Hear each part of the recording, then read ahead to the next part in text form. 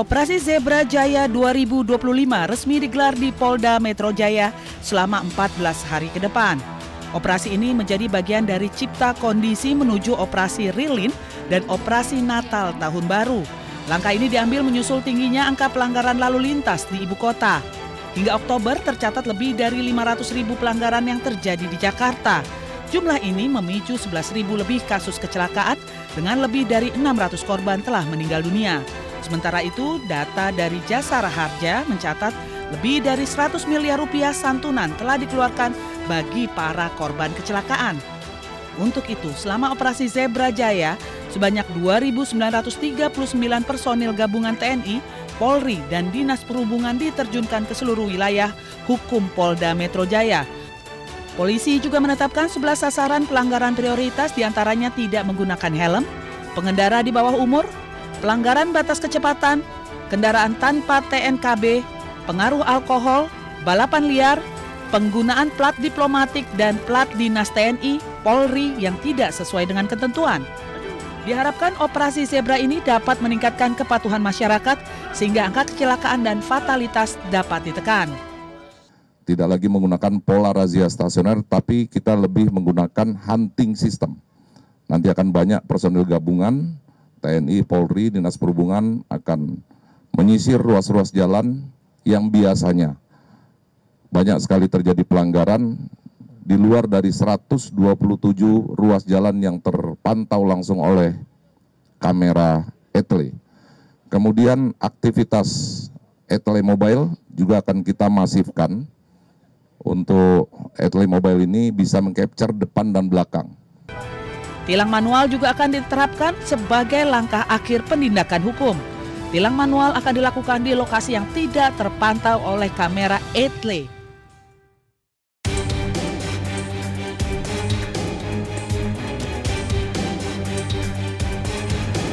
Gubernur Jakarta Pramono Anung akan meremajakan 1.000 sopir angkutan umum Jaklingko. Pramono menilai banyak sopir Jaklingko yang sudah melewati batas usia kerja sebagaimana diatur dalam kontrak. Sopir yang sudah melewati batas usia tidak bisa lagi melanjutkan pekerjaannya. Sebelumnya Pramono menyoroti kualitas layanan sopir Jaklingko yang sering dikeluhkan warga di media sosial. Salah satunya mengemudi dengan ugal-ugalan.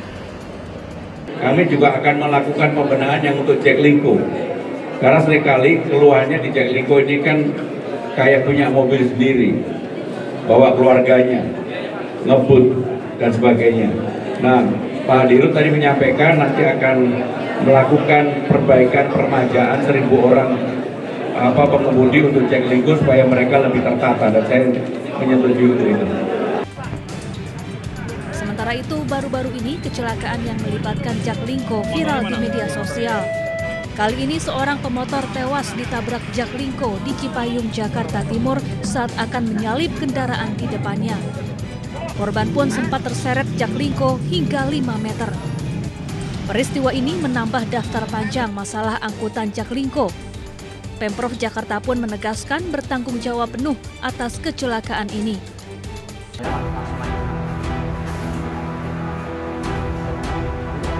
Polisi melakukan penggerebekan di salah satu rumah yang dijadikan tempat pembuatan sabun deterjen palsu di Kafling Karolus, Kampung Sawah, Kelurahan Jati Murni, Jati Sampurna, Kota Bekasi. Penggerebekan dilakukan usai adanya laporan dari konsumen terkait pembuatan sabun deterjen palsu berbagai merek terkenal. Sejumlah pekerja melakukan pembuatan deterjen palsu dan melakukan pengepakan sabun deterjen ke dalam jerigen dan kemasan dan siap dijual secara online. Polisi menangkap seorang wanita pemilik home industri serta puluhan karyawan. Pelaku awal mulanya memang pernah membuat sendiri, tapi karena tidak ada merek, jadi tidak laku dan juga kemudian di blacklist oleh penjualan online tersebut. Ya, setahu saya itu selama ini dia di sini itu yang ada itu sablon. Usaha sablon. Sama alat-alat komputer, jual beli online. Tersangka terancam hukuman 5 tahun penjara.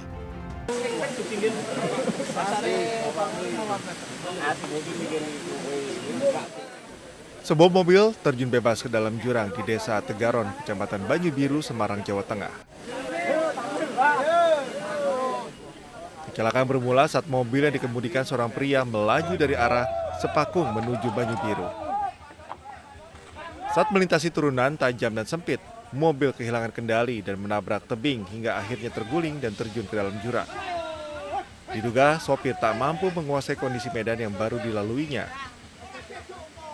Berarti sang pengemudi selamat dari maut dan menderita luka ringan, namun kondisi kendaraannya rusak parah. Proses evakuasi menggunakan mobil pemadam kebakaran berlangsung dramatis.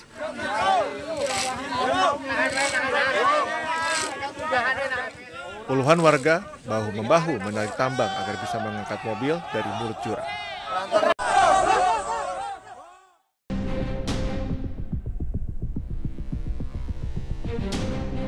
Mahkamah Konstitusi memutuskan anggota Polri tidak lagi bisa menduduki jabatan sipil atas penugasan Kapolri.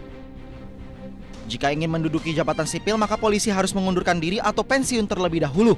Hal ini menjadi bagian dari putusan perkara nomor 114/PUU-23/2025 terkait gugatan atas norma pasal 28 ayat 3 dan penjelasan pasal 28 ayat 3 Undang-Undang nomor 2 tahun 2022 tentang Kepolisian Negara Republik Indonesia.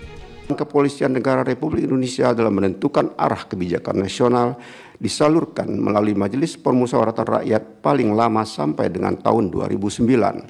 3 anggota Kepolisian Negara Republik Indonesia dapat menduduki jabatan di luar kepolisian setelah mengundurkan diri atau pensiun dari Dinas Kepolisian. Pasal 28 Undang-Undang 2/2002. Ayat 1, Kepolisian Negara Republik Indonesia bersikap netral dalam kehidupan politik dan tidak melibatkan diri pada kegiatan politik praktis. Ayat 2, keanggotaan Kepolisian Negara Republik Indonesia tidak menggunakan hak memilih dan dipilih. Dan 3, anggota Kepolisian Negara Republik Indonesia dapat menduduki jabatan di luar kepolisian setelah mengundurkan diri atau pensiun dari Dinas Kepolisian. Sebelumnya diketahui permohonan perkara nomor 114/PUU-23/2025 diajukan oleh Syamsul Jahidin yang merupakan seorang mahasiswa doktoral sekaligus lulusan advokat dan Christian Adrianus Sihite yang merupakan seorang lulusan sarjana ilmu hukum.